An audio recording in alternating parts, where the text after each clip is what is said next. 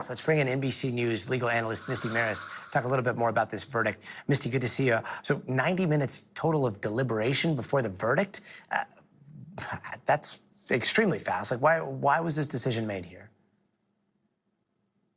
Yeah, Gotti, that was really fast, but it was a really limited case. It was based on an incident that happened on December 2nd that was reported to police on December 16th. And throughout this very short trial, there wasn't any evidence to corroborate the account of the victim, Adam. So the prosecution's case really hinged on her testimony. And what the defense was able to do was really effectively cross-examine her. And part of the defense was that there was a financial motive and that this was a dispute and that she fabricated these allegations. Clearly, that won the day with the jury. But I think we saw a decision so quickly because that testimony was really the critical piece for the jury to analyze.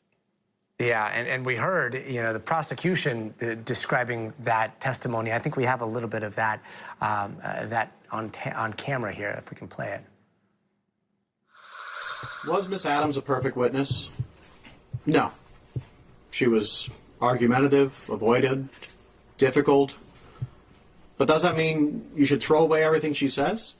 She said no. But you do have to give her and her testimony the attention it deserves.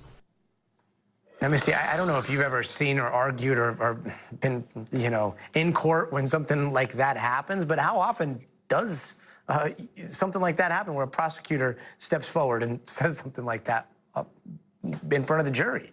Oh, Gotti, it's not a great concession that you have to make for the jury. But sometimes when the testimony is tough, like it was in this case, when you had non-responsive, evasive, and a combative witness who happens to be your star witness, you have to address it, because if you don't address it, the jury's going to think you're hiding the ball. This trial, during Adam's testimony, the judge had to tell her to stay in line or she was going to strike all of her testimony. So this was significant. The jury saw that play out. I think prosecutors had to hit that.